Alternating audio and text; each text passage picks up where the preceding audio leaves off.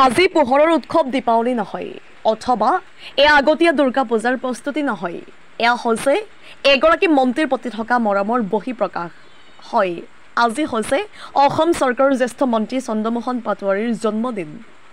আজি নলবাৰী জিলাৰ 39 নম্বৰ পূব নতুন দেশৰ গাঁও পঞ্চায়তৰ অন্তৰ্গত কেন্দুকুছি গাঁৱত অসম চৰকাৰৰ জ্যেষ্ঠ মন্ত্ৰী চন্দ্ৰমোহন পাটোৱাৰী দেৱৰ উলহ মালহেৰে জন্মদিন পালন কৰা দেখা পোৱা যায়। OBC মৰ্চা মধুৰ মণ্ডলৰ উদ্যোগত পালন কৰে আজিৰ এই অনুষ্ঠানটি। নলবাৰীৰ পৰা সুৰদীপ বৰ্মনৰ ৰিপৰ্ট, নিউজ 24 অসম। চন্দ্ৰমোহন পাটোৱাৰী ছাৰৰ আজি জন্মদিন, সেয়েহে আমি কেন্দুকুছি গাঁৱত OBC মৰ্চা মধুপুৰ মণ্ডলৰ তৰফৰ পৰা তেখেতৰ জন্মদিনটো পালন কৰাৰ কাৰণে আগ্ৰহ কৰিছোঁ। তেখেত দীৰ্ঘায়ু হওক, সুস্বাস্থ্য থাকক, ভগৱানৰ ওচৰত কামনা কৰিছোঁ। তেখেত যেন দীৰ্ঘজীৱী হয়, এনেকৈ ৰাজনীতিৰ পথাৰত তেখেতে যেন দপদপে আগুৱাই গৈ থাকিব পাৰে। আগন্তুক দিনত টিহু সমষ্টিত যেন আমি বহুত সমৰ্থন লাভ কৰোঁ। শেষত মই ছাৰৰ দীৰ্ঘায়ুৱে কামনা কৰিম। আজিৰ দিনটো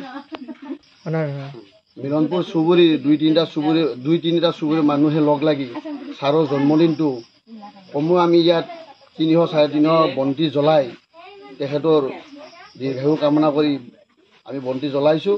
তেখেত আকৌ এবাৰ কৈছোঁ, তেখেত সুস্বাস্থ্য থাকক, দীৰ্ঘায়ু কামনা কৰক, অসমৰ ৰাজনীতিৰ পথাৰত তেখেতে দপদপে আগুৱাই গৈ থাকক।